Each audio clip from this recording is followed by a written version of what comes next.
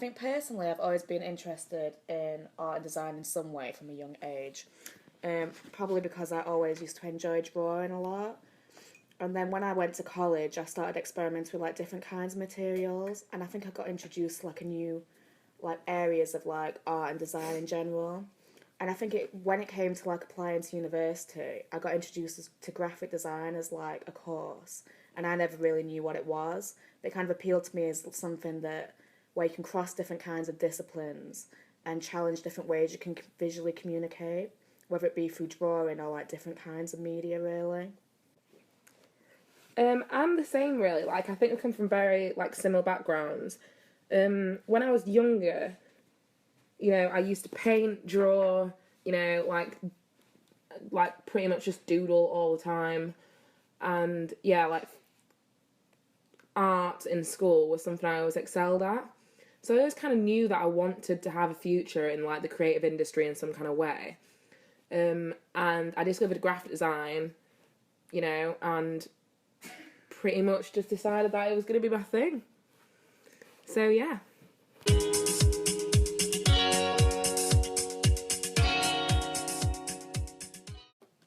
Our project is called Remix Voices. We were really interested in doing a project where we collaborate with like someone who has different skills to us. So being like particularly working with someone who does computer programming.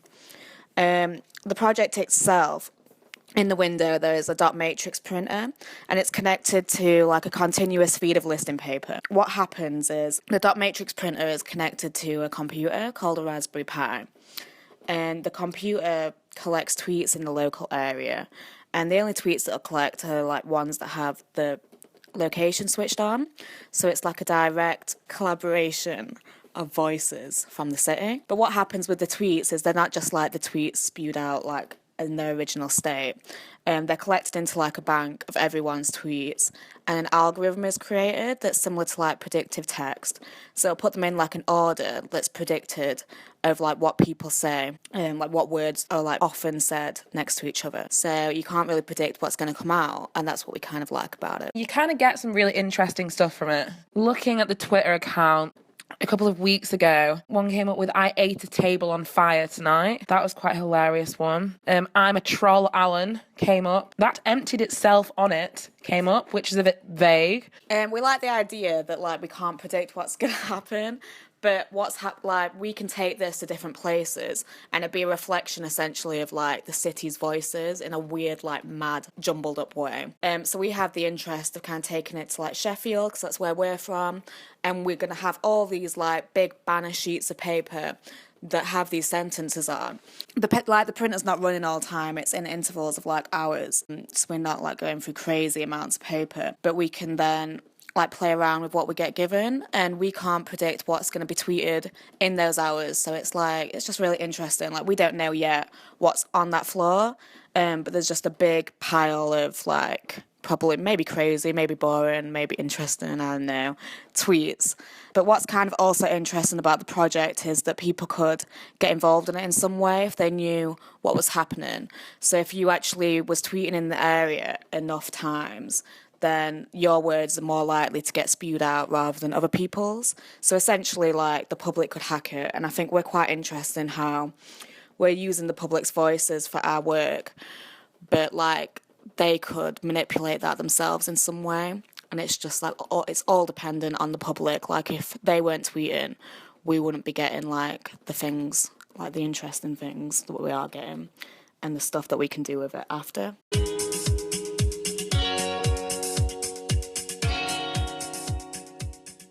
So, we were approached by Artem, and were inspired by the concept to showcase it in different people's works. And we just started thinking of ways we could not only work with artists, but involve the public. I think that was definitely one of our main aims, one of our main goals in the project. And people from commuting backgrounds, which is why we ended up getting in contact with Dave Chaston, who did the coding for us. We also chose a dot matrix printer because we really like the idea of like bringing together like an old school style of printing with like a modern technology, like a networking platform such as Twitter. Obviously, we use like a lot in our day-to-day lives now. Um, Also, the dot matrix printer is pretty handy because it uses like continuous listing paper, so we wouldn't have to keep reloading it. And I think we quite like the idea that it's quite like old school. It's quite like it's not like a modern. It's quite you don't see it that often, but we're kind of using it in like a artistic way.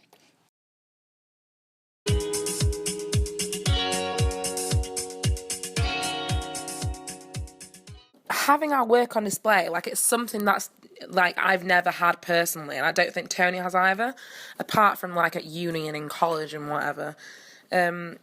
So it's kind of like made us feel, well, definitely made me feel really exposed when your work's out there, like our name was on the window. Like, it kind of, in a weird way, made us feel a bit professional. But we also realised how much of a hassle and how difficult it is to display your work, and the fact that you don't want it to look terrible.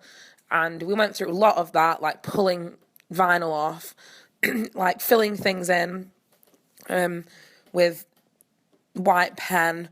You know, it's kind of like when you actually see it and you know people are going to see it, you want it to look perfect. And I think that was our main problem, really. In the end of it, but I think it all ended up well. It all ended up good, apart from, you know, just a lot of effort, a bit of money, but, you know, in the end, it has been worth, and it has probably been like one of the best projects I personally ever done. So yeah, just having your work display, it is exposing, but it's really, really cool.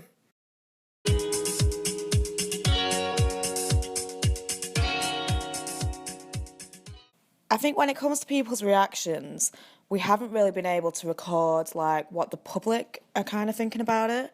We've had really positive reactions from just people we know, but I think it's mainly because it sounds a bit like unusual and it's quite hard to explain.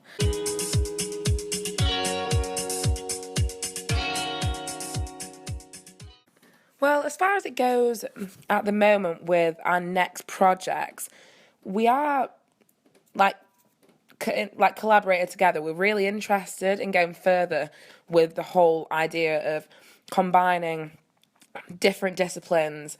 You know, we want to kind of create maybe a group or something, I guess, which we can get people that are amazing at maths, people that are musicians, people that are fine artists, people that, you know, study English, do poetry, you know, anything, like graphic designers. We kind of want to get everyone together and kind of see what comes out of it. I think that's our next challenge. Like, we've enjoyed working with Dave so much in this project. We've realised that as a team, you know, the three of us, we were a lot stronger than if we were just on our own. Like, especially me and Toni, like, we did not have the confidence to go up and just talk to, approach people, that in a way could just take as an absolute joke, but they didn't. Like, we've realised that you are really strong when you are in a group.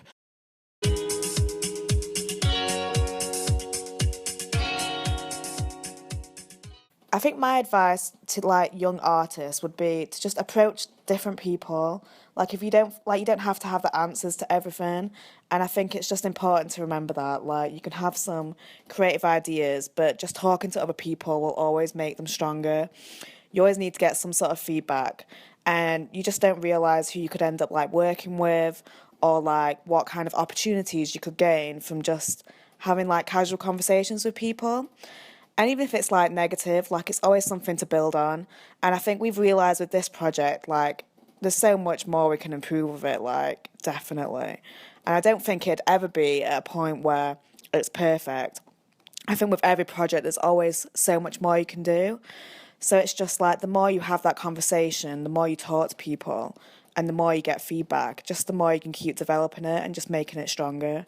And I think that's probably the best advice I could give anyone, really. Another thing I'd say, that's definitely been something that I've had to do in the past year at uni, it's kind of just don't forget why why you love what you're doing. Like, I found myself that I was just doing loads of like computer work at one point, and I wasn't actually drawing, and that's pretty much like the reason, like how, it's been doing that for years. Like, don't stop, don't stop having fun, I guess. Like, keep on doodling, keep on painting, keep on doing all that stuff. Like, don't do stuff that's always for uni.